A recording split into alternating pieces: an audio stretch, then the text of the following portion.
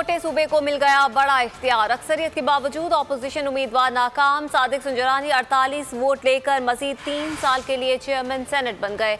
यूसुफ रजा गिलानी ने 42 वोट लिए, 8 वोट मुस्तरद हुए। मजमूई तौर पर 98 वोट डाले गए। छोटे सूबे को आज बड़ा इख्तियार मिला। अक्सरियत के बावजूद अपोजिशन उम्मीदवार आज सेनेट के इंतखाब में नाकाम हुए। सादिक संजरानी 48 वोट लेकर मजीद 3 साल के लिए चेयरमैन सेनेट बन गए।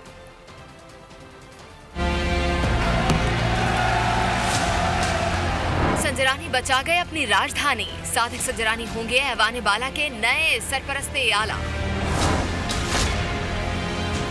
चेयरमैन सेनेट के इंतखाब में 98 सेनेटर्स ने हक के राय दही इस्तेमाल किया। जमात इस्लामी के सेनेटर मुश्ताक वोट कास्ट करने नहीं आए।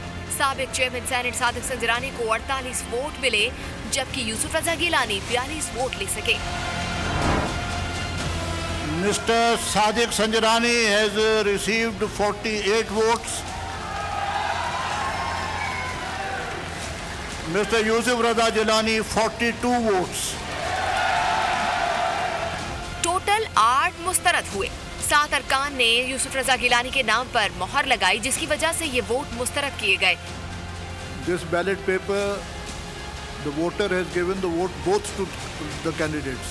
This is therefore rejected. You had to put the stamp in the box actually as against the name of the candidate. In all of these 7 ballot papers, the stamp has been affixed on the name of the candidate. Therefore, I have already rejected them. एक voter ने दोनों उम्मीदवारों के आगे मोहर लगाई। Order. Order. सदर मुमलिकत के मुकर्रर करदा presiding officer senator Syed Muzaffar Hussain Shah ने नए चेयरमैन सेनेट से हलफ लिया। सालमियत, इस्तेहकाम, बहबूदी, खुशहाली का खातिर अंजाम दूंगा और खुशहाली की खातिर अंजाम दूंगा।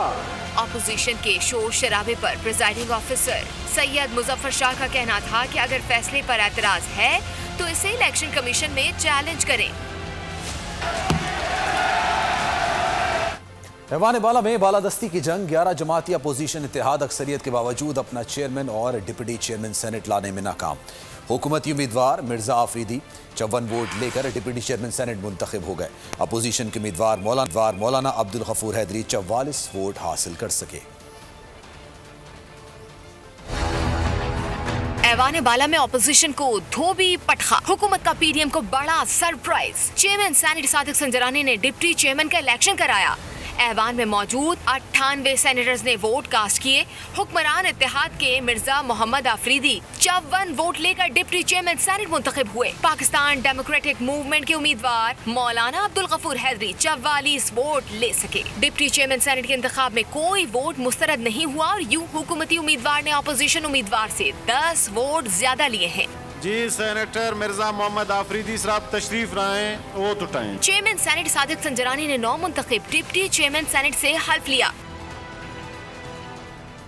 चेयरमैन पीपल्स पार्टी बिलावल भुट्टो ने चेयरमैन सेनेट के इलेक्शन के खिलाफ अदालत जाने का ऐलान कर दिया। कहा, गैर आईनी और गैर कानूनी इकदाम के खिलाफ अदालत से इंसाफ मिलेगा। हम जीत चुके हैं, इलेक्शन चुराया गया है। चेयरमैन सेनेट इलेक्शन के प्रिजाइडिंग अफसर हुकूमत के इत्तेहादी हैं। उन्होंने जानिबदारी करके यूसुफ रजा गिलानी के 7 वोट मुस्तरद किए। धांधली के जरिए सादिक संजरानी को मुसल्लत किया गया है। Votes were cast properly, legally, constitutionally. But 7 senators of the Senate of Pakistan were purposely disenfranchised. Supreme Court of Pakistan का 2004 का 2007 का प्रेसिडेंस मौजूद है कि जहां वोटर का इंटेंशन है तो उनका वोट को आप रद्द नहीं कर सकते हो। जब वोटर का इंटेंशन जाहिर हो चुका है तो वो वोट वैलिड है। एक वोट जिस पे शायद डबल स्टैंपिंग हुआ तो वो जायज तरीके से रिजेक्ट हुआ, लेकिन ये 7 वोट्स नाजायज तरीके से रिजेक्ट हुए हैं। अगर आप इस वोट्स को गिनते हैं तो फिर गिलानी साहब इलेक्शन जीत चुका है और चेयरमैन सेनेट ऑफ पाकिस्तान जुल्म के खिलाफ पाकिस्तान डेमोक्रेटिक मूवमेंट आपस में मुशावरत कर रहे हैं और हमने ये फैसला किया है कि ये गैर कानूनी, गैर आईनी, इलीगल डिसीजन को हम अदालत में चैलेंज करेंगे। आज आपने सेनेट में भी ये साबित कर दिया है कि सेनेट ऑफ पाकिस्तान तो सैयद यूसुफ रजा गिलानी के साथ था, मगर हुकूमत का इत्तेहादी जो प्रिसाइडिंग ऑफिसर था वो अपना ही रूल्स के खिलाफ वर्जी करते हुए इस किस्म का फैसला सुना दिया था। अब रोना नहीं, खान ने तो पहले ही कहा था खुफिया वोटिंग ना करो। कौमी असेंबली में 4 वोट ज़ाया हुए थे, आज 7 हुए। यूसुफ रजा गिलानी से बदला ले लिया, वोट मुस्तरद, पीडीएम मुस्तरद। हुकूमती टीम का चेयरमैन सेनेट की इलेक्शन पर रद्द-ए-अमल। शिबली फराज, फैसल जावेद और शहबाज गिल के अपोजिशन पर ताबड़तोड़ हमले। कहा जैसे आज वोट मुस्तरद हुए वैसे ही कौमी असेंबली में मुस्तरद हुए थे। पीडीएम की सियासत जो कि जाती मफादात के इर्द गिर्द घूमती थी वो पाकिस्तान के अवाम के लिए नहीं है। जो आज मिला है पीडीएम को और उसकी सियासी तदफीन हो चुकी है। कैमरोज का ड्रामा लगाया गया मुख्तलिफ किस्म की तरीकों से कि ये नाटक रचाकर वो इलेक्शन को इन्फ्लुएंस कर सकेंगे। Rejected votes, rejected PDM.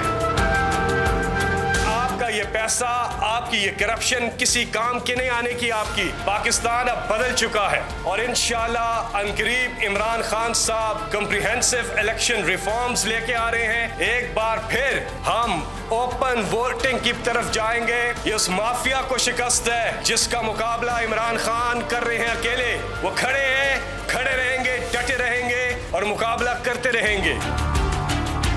आने का तो रोगे आप लोग। अगर आप लोगों ने खुफिया वोटिंग करवाई, आप रोगे। हमें क्या नुकसान हुआ? आज सेनेट में जितनी हमारी सीटें बनती थी उतनी हैं या नहीं, आप बताइए। कप्तान तो उधर ही खड़ा है, कप्तान का तो 1 इंच का नुकसान नहीं हुआ। जो नफसियाती नुकसान दिया था वो आज सूद समेत वापस कर दिया। दोबारा मुंतखब होने वाले चेयरमैन सेनेट सादिक संजरानी ने कहा है कि अपोजिशन शिकस्त तस्लीम करे। कामयाबी के बाद बातचीत में उनका कहना था कि उनके दरवाजे सबके लिए खुले हैं। बतौर चेयरमैन सेनेट आइंदा भी गैर जानिबदार रहकर काम करूंगा। बलोचिस्तान और फाटा को नुमाइंदगी देने पर वजीर आजम के मशकूर है। सादिक संजरानी की जानिब से अपनी कामयाबी पर यह बयान सामने आया है। उन्होंने कहा कि अपोजिशन शिकस्त को तस्लीम करे। कामयाबी के बाद उन्होंने ये बातचीत की और उन्होंने कहा कि उनके दरवाजे सबके लिए खुले हैं। बतौर चेयरमैन सेनेट आइंदा भी गैर जानिबदार रहकर काम करूंगा। बलोचिस्तान और फाटा को नुमाइंदगी देने पर वजीर आजम के मशकूर हैं।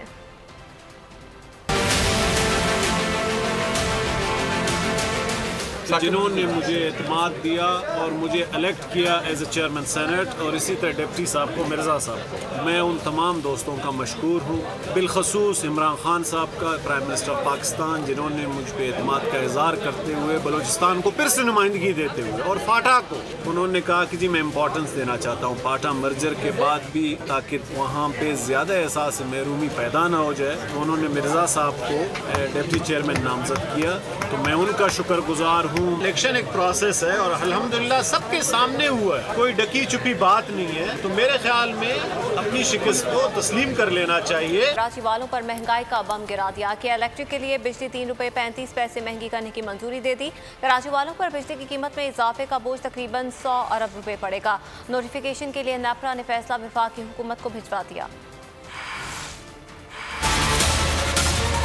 चेयरमैन सेनेट के इलेक्शन के शोर में अवाम पर महंगाई का वार कर दिया गया। नेपरा ने के इलेक्ट्रिक के लिए बिजली 3 रुपए 35 पैसे फी यूनिट महंगी करने की मंजूरी दे दी। फैसला अप्रैल 2019 से मार्च 2020 की छमाही एडजस्टमेंट की मद में किया गया। अप्रैल से जून 2019 के लिए बिजली 77 पैसे फी यूनिट महंगी की गई। जुलाई से सितंबर 2019 के लिए बिजली 1 रुपए 97 पैसे महंगी की गई। जनवरी से मार्च 2020 के लिए बिजली 61 पैसे फी यूनिट महंगी की गई। बिजली की कीमत में इजाफे से कराची वालों पर तकरीबन 100 अरब रुपए का इजाफी बोझ पड़ेगा। वफाकी हुकूमत का इजाफे का बोझ उठाने के लिए सब्सिडी दिए जाने का इम्कान है। वफाकी हुकूमत ने गुज़िश्ता माह के इलेक्ट्रिक के लिए बिजली 1.95 रुपए फी यूनिट महंगी की थी। नेपरा ने फैसला नोटिफिकेशन के लिए वफाकी हुकूमत को भिजवा दिया।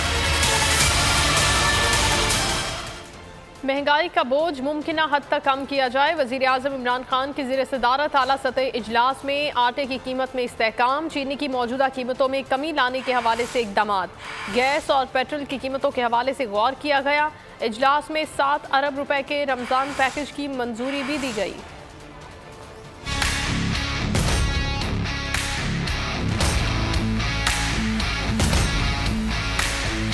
गैस की कीमत में इजाफा ना करने की हिदायत, आटे की मुनासिब कीमत में दस्तयाबी को यकीनी बनाना, चीनी की कीमत में कमी के लिए मुजव्वज़ा इक़दामात पर गौर। 7 अरब रुपए के रमजान पैकेज की मंजूरी। वज़ीर आज़म इमरान खान की ज़ेर सदारत आला सतह का इजलास में वज़ीर आज़म को चीनी की कीमत में कमी लाने के हवाले से मुजव्वज़ा इक़दामात पर ब्रीफिंग दी गई, जबकि बैनुल अक़वामी मंडी में पेट्रोलियम मसनूआत की कीमतों के हवाले से भी आगाह किया गया। इजलास के सदारत करते हुए वज़ीर आज़म इमरान खान का कहना था कि आम आदमी और खुसूसन निचले तबके को हर मुमकिन रिलीफ पहुँचाने की कोशिशें मज़ीद तेज़ की जाएँ। आइंदा चंद माह तक गैस की कीमत में इजाफा ना किया जाए, आटे की कीमतों में इस्तेहकाम और गंदुम की दरामद के फैसले बर वक्त किए जाएँ। इजलास में 7 अरब रुपए के रमज़ान पैकेज की मंजूरी भी दी गई। एहतसाब अदालत ने असातिजात केस में साबिक वज़ीर दिफा ख्वाजा आसिफ के जुडिशल रिमांड में 26 मार्च तक तौसी कर दी है। जज जवादुल एहसन के रिमार्क्स है, मुल्जिम के पेश शुदा गैर हाजिरी से इस्तिस्ना की मिसाल कायम नहीं कर सकते। उधर तो हर रोज़ प्लेटलेट्स गिरते हैं और फिर ये मुल्जिम ऐसे ही करेगा।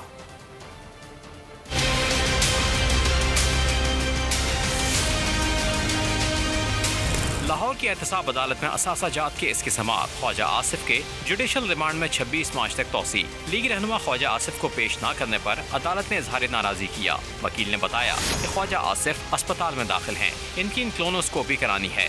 जज जवादुल हसन ने रिमार्क्स दिए कि ख्वाजा आसिफ सेनेट का वोट देने तो चले गए थे। जज जवादुल हसन ने कहा कि कानून के मुताबिक जुडिशल रिमांड के लिए मुल्जिम का अदालत में मौजूद होना लाजमी है। ऐसी मिसाल कायम नहीं करना चाहता कि बगैर आए मुल्जिम को हाजिरी से इस्तिस्ना दे दूं। इधर तो हर रोज प्लेटलेट्स गिरते हैं और फिर हर मुल्जिम ऐसे ही करेगा। मुख्तसर समाअत के बाद अदालत ने हाजिरी से इस्तिस्ना की दरख्वास्त मंजूर करते हुए जुडिशल रिमांड में 26 मार्च तक तौसी कर दी।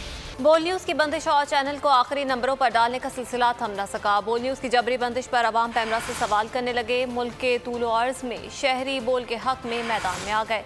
सहाफ़ियों और सिविल सोसाइटी की जानिब से चेयरमैन पैमरा के इक़दाम के खिलाफ एहतजाज का सिलसिला तेज़ हो गया।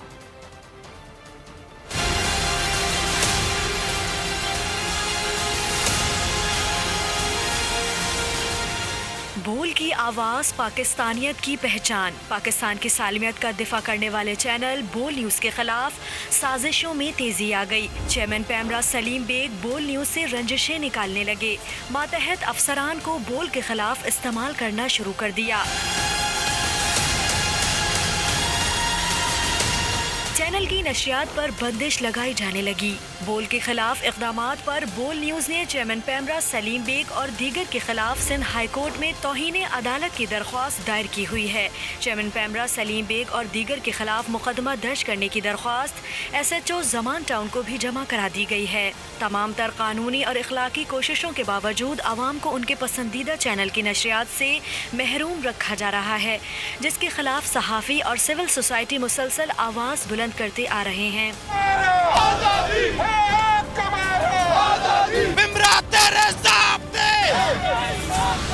नाजरीन से गुजारिश है कि अगर आपके एरिया में बोल की नशरियात बंद हैं या चैनल आखिरी नंबरों पर है तो केबल ऑपरेटर को इसकी फौरी शिकायत दर्ज करवाएं। बोल की नशरियात www.bolnews.com/live और www.youtube.com/bolnewsofficial पर भी लाइव देखी जा सकती हैं।